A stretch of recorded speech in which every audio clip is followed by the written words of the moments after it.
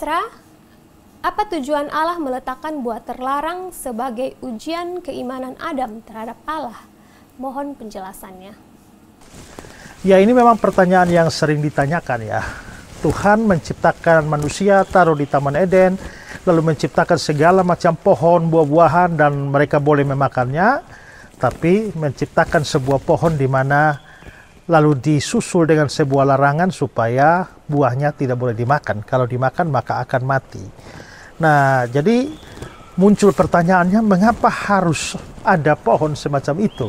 Ya, kelihatannya Tuhan memberikan peluang untuk terjadi kejatuhan manusia dalam dosa. Seandainya Tuhan menciptakan manusia lalu tidak memberikan pohon semacam itu, atau memberikan pohon semacam itu tapi tidak memberikan larangan makan, ya tentu saja manusia tidak jatuh dalam dosa. Pertanyaannya mengapa? Nah, Alkitab memang tidak beritahu kita mengapa, tapi kita bisa menafsirkan bahwa Tuhan itu mau supaya manusia itu taat kepadanya, bukan karena dia di-setel untuk taat, bukan karena dia dibuat untuk menjadi taat secara otomatis atau dikondisikan sehingga dia menjadi taat. Tidak. Kalau Tuhan mau seperti itu saja sudah. Seperti yang kita pikirkan, tidak perlu ada pohon seperti itu, tidak perlu ada larangan, maka manusia akan hidup suci terus. Tapi Tuhan mau supaya ketaatan manusia kepada Tuhan itu adalah hasil pilihan moral dia. Bahwa dia dengan penuh kesadaran mengambil keputusan untuk taat kepada Tuhan, walaupun ada kemungkinan untuk dia menjadi tidak taat kepada Tuhan. Dan ketaatan yang lahir dari sebuah keputusan moral dengan penuh kesadaran semacam itu adalah ketaatan yang berkualitas, karena telah diuji. Nah, orang bisa saja menjadi taat karena sikon yang tidak memungkinkan dia untuk tidak taat. Ya, misalnya ya, orang bilang begini, wah, saya itu biarpun orang perempuan telanjang lewat di depan saya juga, saya tidak bergeming. Ya, kenapa? Ya, karena saya buta. Ya, memang aja kan. Nah, coba kalau dia bisa melihat, itu baru ujian. Tapi kalau dia buta dan tidak lihat apa-apa, maka perempuan cantik lewat di depan dia dengan telanjang, itu bukan menjadi godaan bagi dia. Sehingga kalau dia sampai tidak terpengaruh, maka itu adalah sesuatu yang karena lingkungan atau kondisi dia menciptakan keadaan semacam itu. Nah, ambil contoh lah begini.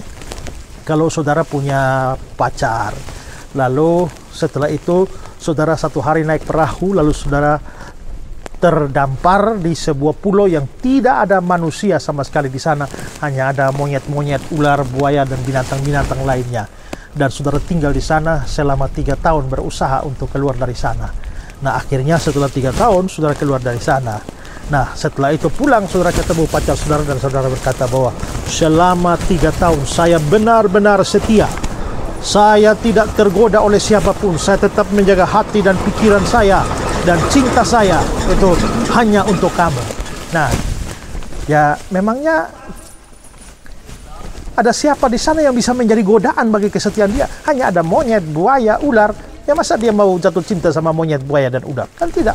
Artinya dia memang ya sudah keadaannya seperti itu, dia menjadi setia karena tidak ada pilihan moral atau tidak ada tantangan terhadap kesetiaan dia itu. Tapi lain cerita kalau selama 3 tahun dia pergi ke kota besar, bertemu dengan banyak wanita yang cantik, yang kaya, yang lebih berpengaruh, tapi dia tetap selama 3 tahun menjaga kesetiaan terhadap pacarnya itu. Lalu kalau dia mengatakan ketemu pacarnya dan berkata selama 3 tahun saya setia, kesetiaan itu telah diuji. Kesetiaan itu telah melewati berbagai macam tantangan sampai dia tetap atas putusan dia sendiri, pilihan moral dia untuk tetap setia. Nah, maka kesetiaan yang keduanya adalah kesetiaan yang berkualitas. Nah, begitu juga dengan Tuhan. Tuhan mau supaya ketaatan kita itu bukan ketaatan yang terjadi secara otomatis atau keadaan yang memang karena sikon kita taat. Tapi ada tantangan, ada ujian, tapi kita tetap memutuskan untuk taat pada Tuhan. Makanya dia taruh. Adam bisa saja tidak berdosa atau menjadi tidak taat. Atau taat terus kalau tidak ada ujian semacam itu. Tapi begitu ujian itu diberikan, maka dia diperhadapkan pada ketaatan yang berkualitas ataukah jatuh. Dan kita bisa melihat ternyata Adam jatuh. Jadi kalau ditanya, mengapa Tuhan kasih pohon semacam itu? Ya, supaya memberikan ujian kepada manusia, supaya ketaatan dan kesuciannya itu berkualitas.